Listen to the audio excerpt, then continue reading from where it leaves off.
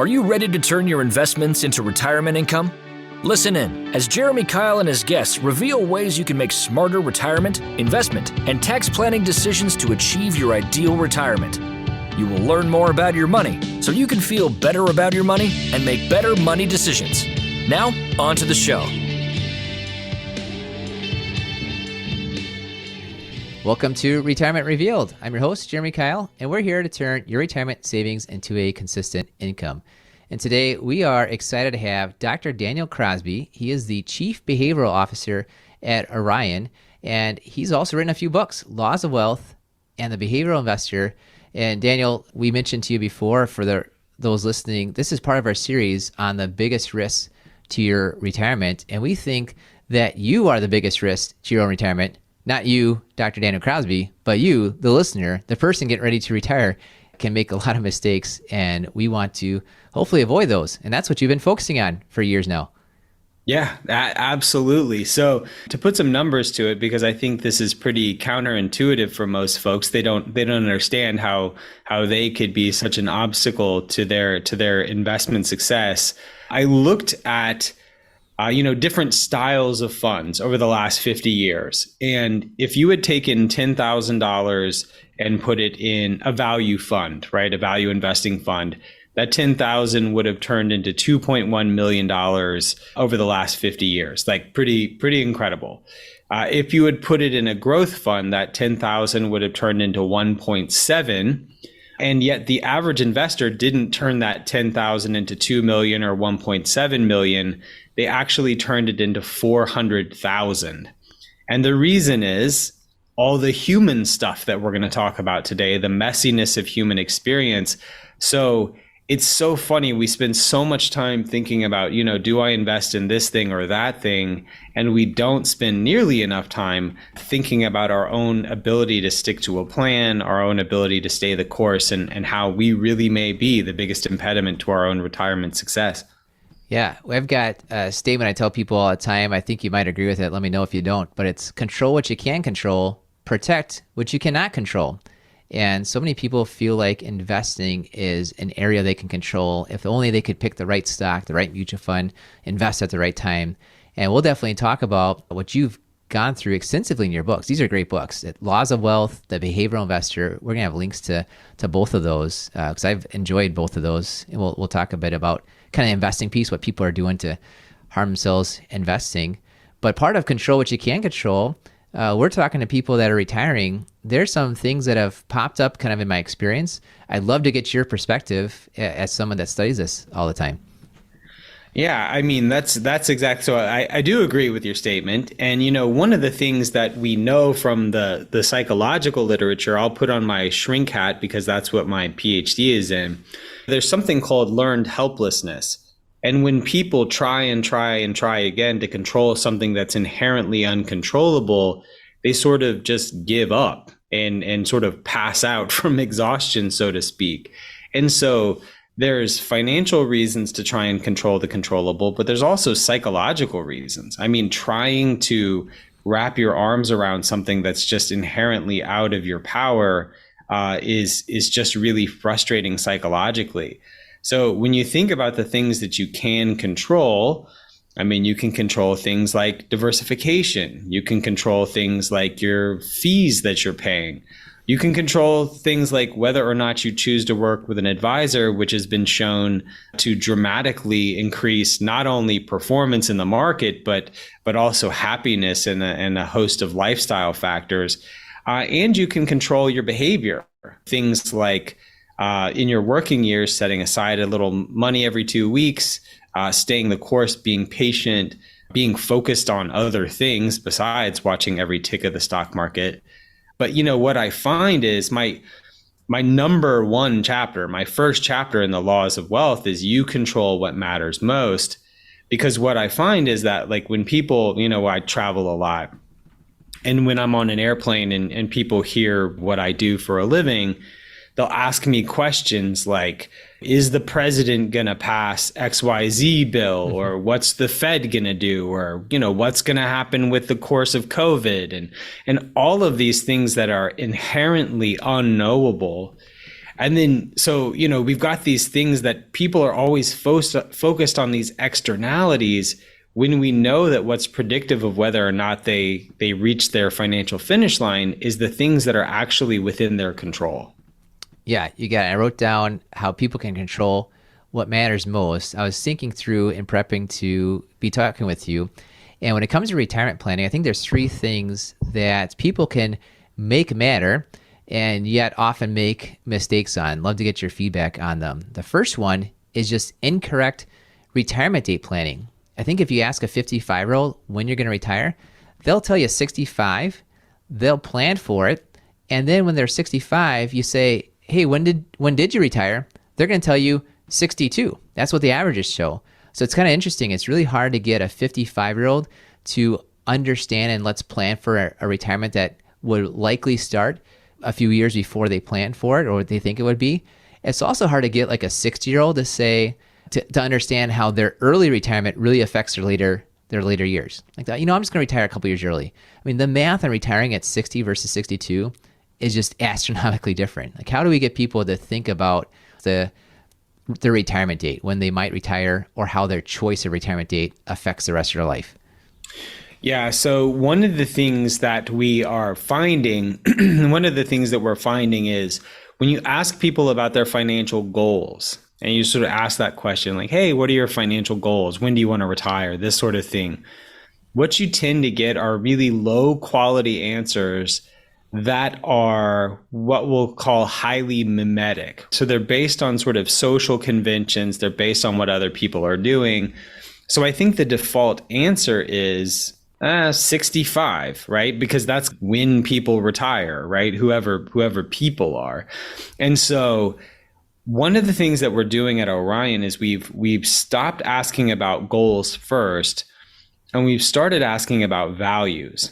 Because one of the things that we found is that values tend to be a lot more enduring than goals, and they're not as mimetic, right? They're not as based on sort of following what other people are doing. So let's say you get someone who has a value for freedom.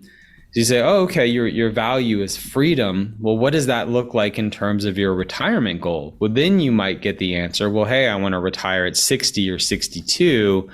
And then you can bring in the math. Then you can bring in your financial planning wizardry and your calculators and all that, and help them get a better understanding of what that looks like. But part of the answer is, I think we have to start with values and not goals, because most people just don't know what their goals are. And there's something called the end of history illusion. So if you think about, Jeremy, you think about what was 10 years ago or 20 years ago Jeremy like, and how different was the 20 years ago Jeremy from today Jeremy? You would go, oh, well, that guy was completely different, right? I mean, that guy had a different set of worries, a different set of ambitions, a different set of values and core beliefs. I've changed so much in that 10 or 20 years. And yet we routinely ask a 45-year-old, when do you want to retire? And they say, oh, 65. And what they do is they just project their 45-year-old self onto their 65-year-old self and go, oh, the things I'll want when I'm 65 are identical to the things I'll want today. And so I think we cast our current self forward into the future indefinitely, even though when we look back even 5 or 10 years, we know that a lot has changed.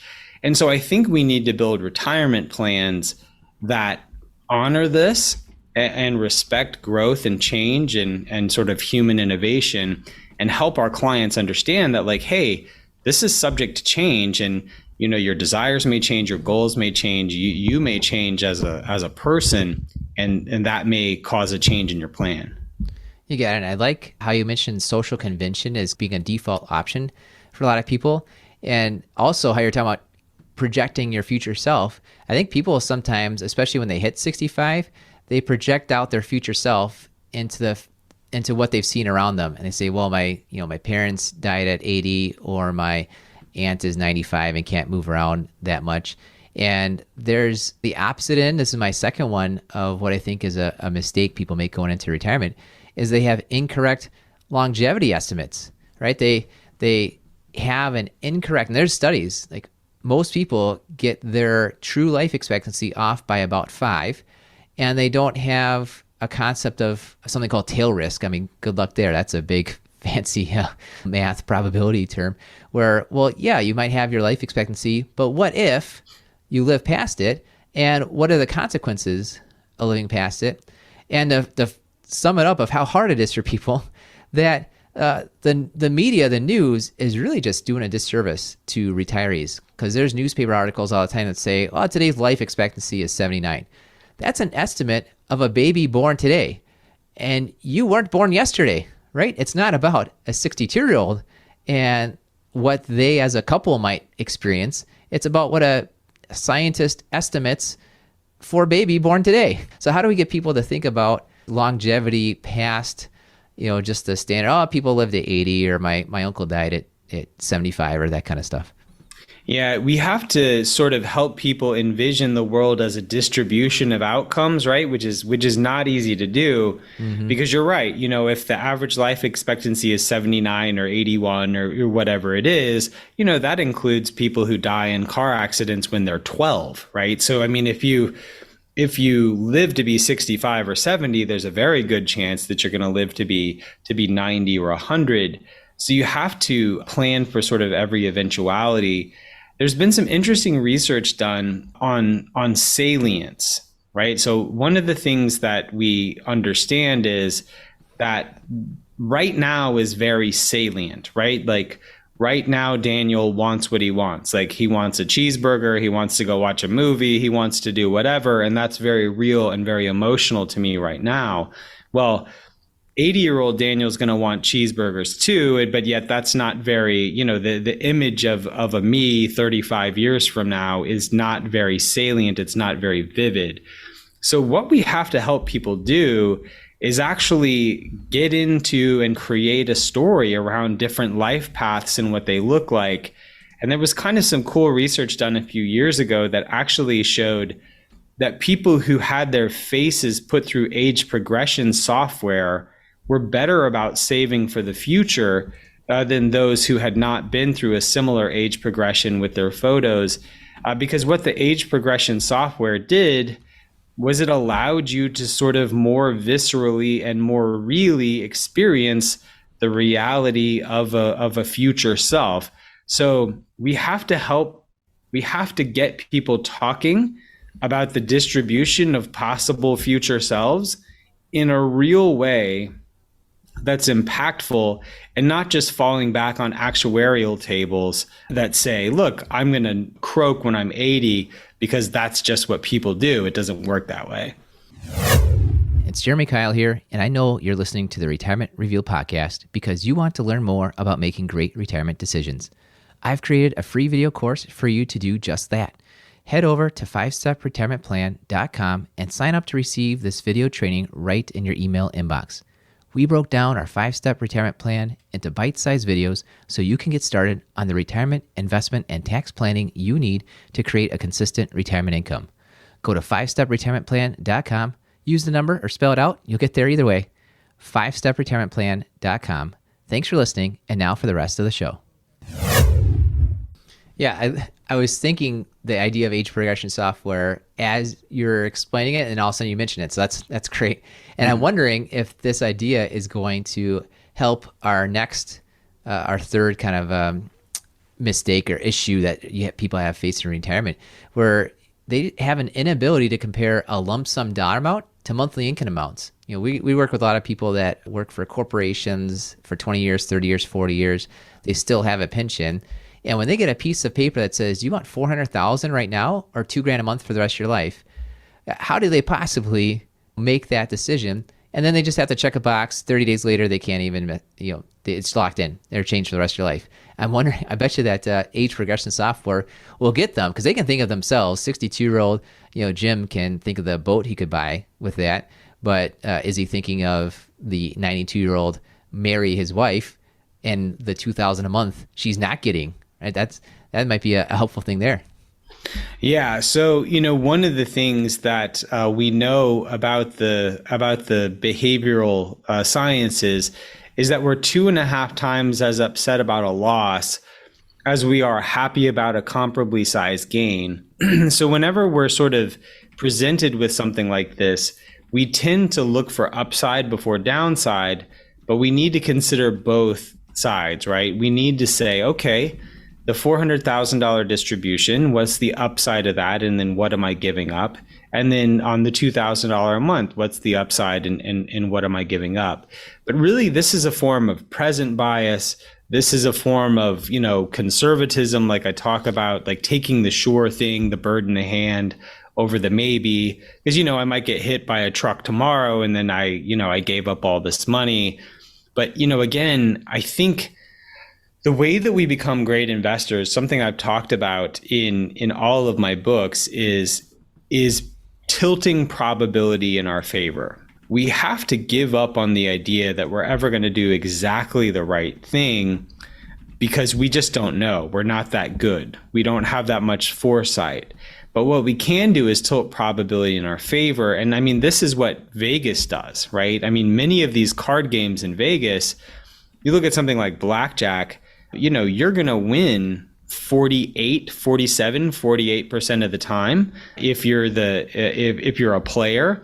But the dealer's going to win 53% of the time. And that slight edge pays for a lot of fancy buildings and a lot of water fountains in Las Vegas. As investors, we want to look at the probabilities and tilt probability in our favor. So when it comes down to that lump sum versus sort of that monthly annuitized income type thing, we got to look at the probabilities and then just sort of embrace the uncertainty.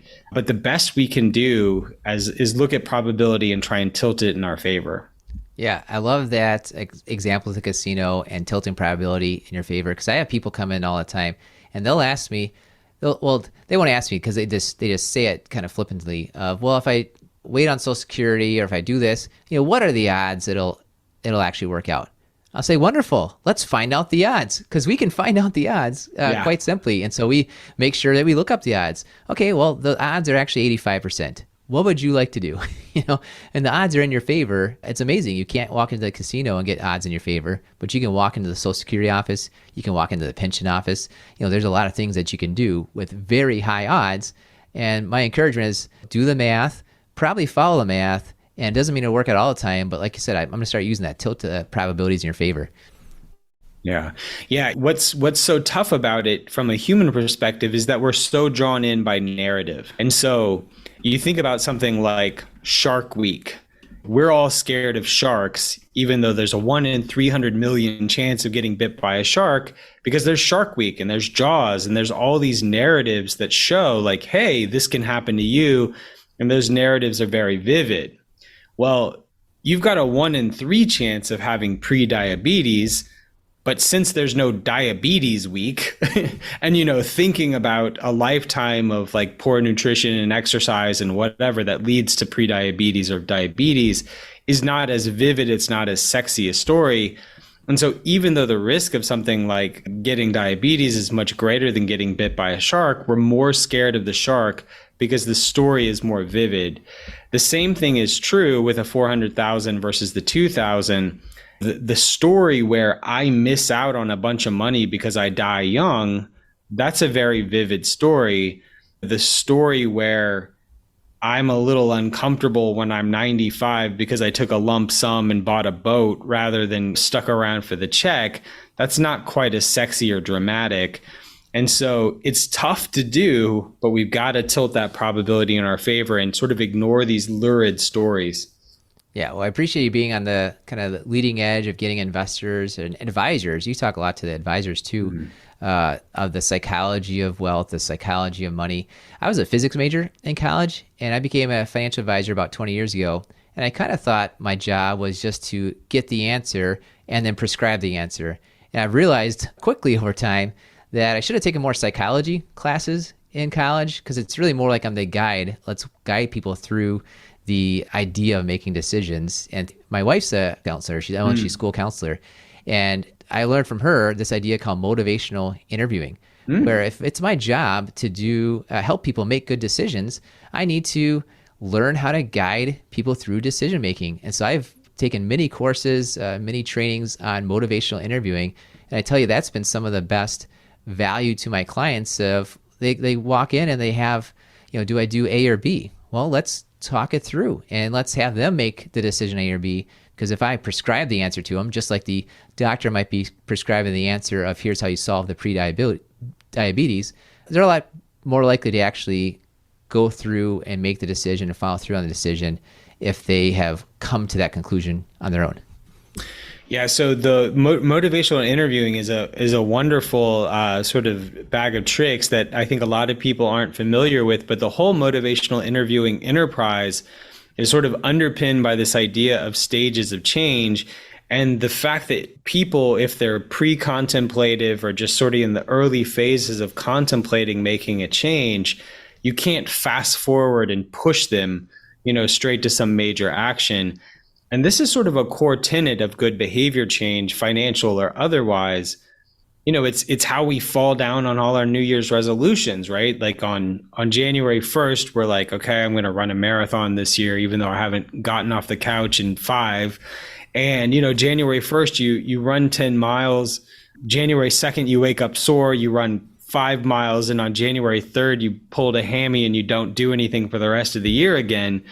I think it's important for us when preparing for retirement or trying to make any change to understand where we're at, to take that first step in the right direction and sort of incrementally work towards sort of that optimal place we want to be and not get overwhelmed by the size of the task. Yeah, you got it. I'm going to throw a curveball at you, and then let's talk about a couple bits of your book that I think people need to hear. And we're going to make sure that people have links to The Laws of Wealth and The Behavioral Investor. And so you talk a lot about irrational investors and things like that. But I'm curious, what do you do that's irrational? I got my answer. I'll give you my answer too. But what do you do that's irrational? Yeah, so I do all the bad things. So I sort of identified 4 sort of primary behavioral errors in my book, and I mean I'm prone to all of them, some more than others. But the 4 that I talk about in the book are ego, which is sort of the various forms of overconfidence. Emotion, which is just what it sounds like, attention, which is sort of paying attention to the news and sort of attending to things that are loud over things that are likely. And then the last one is conservatism. So for me, the 2 biggest ones, and they're seemingly contradictory to some folks, I'm way conservative. I'm like too conservative and sort of risk averse and fearful. So that's one mistake that I make. And then the other one is I can be sort of overconfident. And so for me, the way around that is I work with an advisor. I passed the Series 65. I could be an advisor if I wanted to. I've written 3 books about, three books about finance. I've, pretty well respected in the industry. And yet I let someone else manage my money because I know when it comes to my own behavior, like I can tell you what to do with your money, but when it comes to me and my money, I'm just as fallible and as silly and stupid as the next person. And so for me, the sort of the thing I've put in place as an impediment to my being my own worst enemy by virtue of being egotistical and too risk averse is I just let someone else do it. Yeah. Well, my irrational experience, I guess, is I lease a car, and you read anything, Dave Ramsey, anything, leasing cars is the worst thing in the world. So what's funny about it is I can rationalize it, right?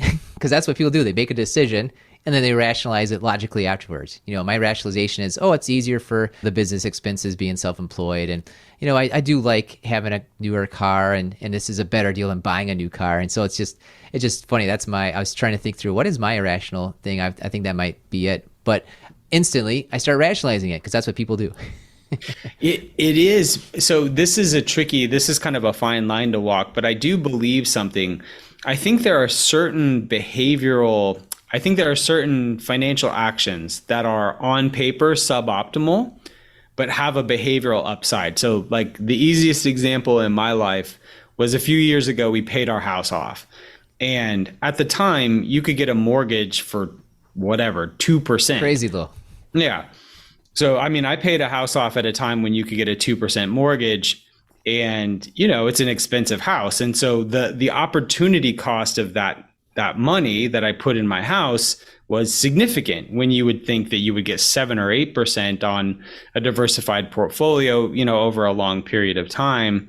But for me, even though the math wasn't there, psychologically, it's what it took for me to feel good, to sleep well at night, and to take appropriate risk with the rest of my money.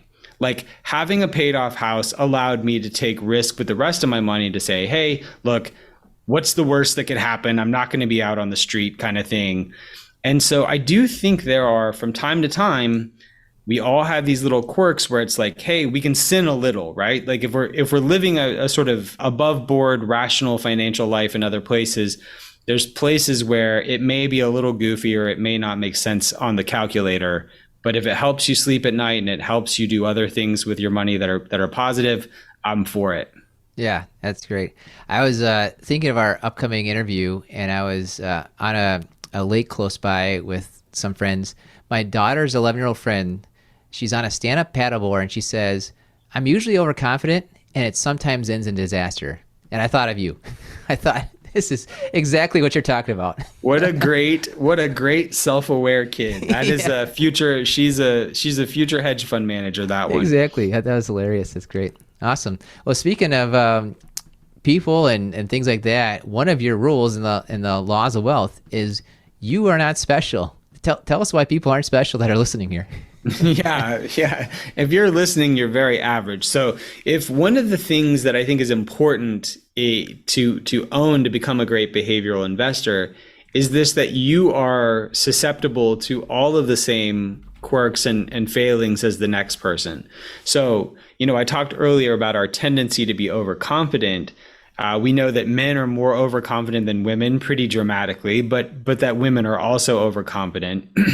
And there's a few specific forms of overconfidence.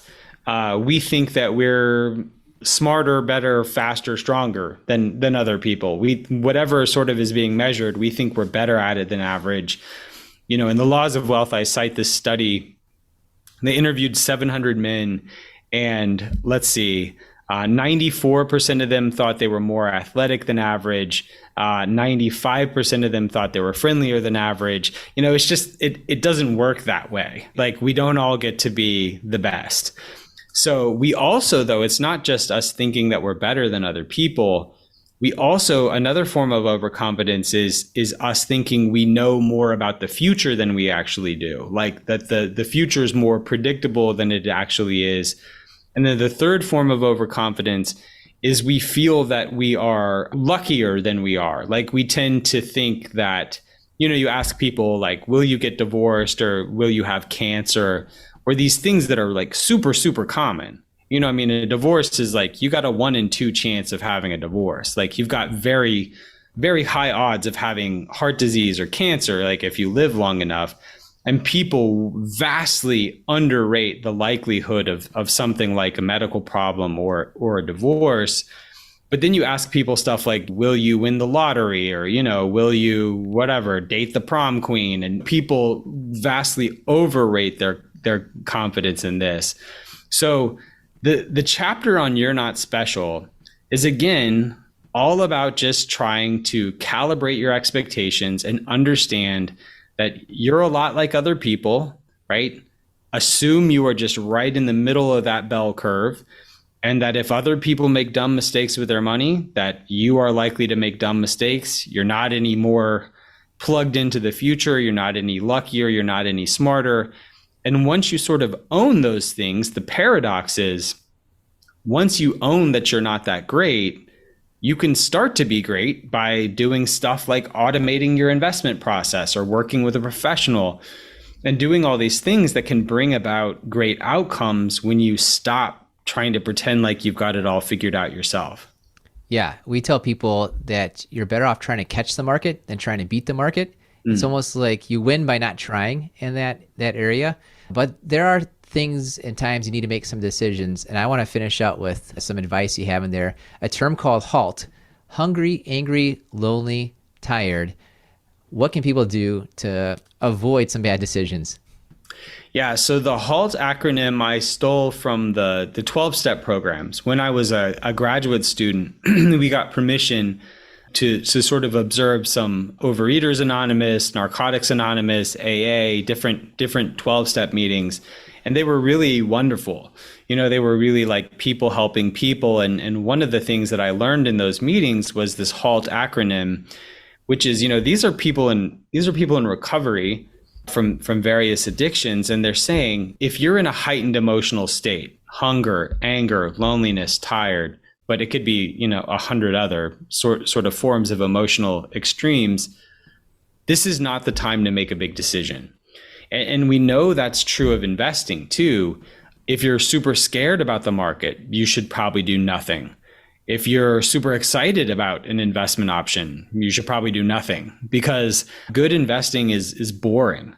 Good investing is catching the market, like you said, and not trying to beat it.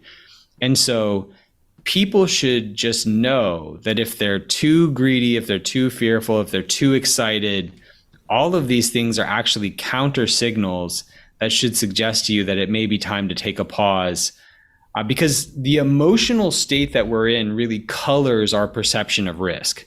People who are in a bad mood or fearful, sad, depressed, whatever, tend to see risk everywhere. And people who are happy or euphoric or excited tend to not see any risk at all. And so both groups make poor financial decisions, sort of different sides of the same coin. And so emotional extremes are just no time to be making investment decisions. You got it. Let's finish up with that one. That being the best tip for people is avoid the emotional extremes. I'm guessing what people ought to do is just go ahead, eat a Snickers bar, and then give me a call about their finances, and we'll go from there. And of course, it's lunchtime for both of us. We're both alone in a room talking on over Zoom here, so we'll avoid the HALT for the two of us and get that fixed so we can move on to other things, I suppose. Perfect. I love it. Awesome. Well, Daniel, thanks for coming on. How should people look up and find information about you and your work? Yeah, if you like what we talked about today, go check out The Laws of Wealth. I think is going to be probably the best book for most people listening to this podcast. I have a podcast called Standard Deviations, where we talk about money, mind, and meaning. And I'm on LinkedIn and Twitter and everywhere, just Daniel Crosby, PhD. Excellent. And we'll link to all of those. And we love giving away books. We love reading here. So the first 3 people that email us at podcast@keilfp.com, KEILFP.com, email us and I'll get you out that Laws of Wealth book on us. Everyone else, go ahead and buy it from Amazon or your local bookseller, I suppose. Awesome. Awesome. Well, thanks for coming on, Daniel. And thank you for listening to the Retirement Reveal podcast. We believe if you know more about your money, you will feel better about your money and you will make better money decisions. Thank you for listening to the Retirement Revealed podcast. Click on the subscribe button below to be notified when new episodes become available. Visit retirement-revealed.com to learn more. The information covered and posted represents the views and opinions of the guest and does not necessarily represent the views or opinions of Keil Financial Partners. Keil Financial Partners does not provide legal, accounting, or tax advice. Consult your attorney or tax professional. Representatives have general knowledge of the Social Security tenets. For complete details on your situation, contact the Social Security Administration. Keil Financial Partners is a part of the Thrivent Advisor Network, a registered investment advisor. The content has been made available for informational and educational purposes only. The content is not intended to be a substitute for professional investing advice. Always seek the advice of your financial advisor or other qualified financial service provider with any questions you may have regarding your investment planning.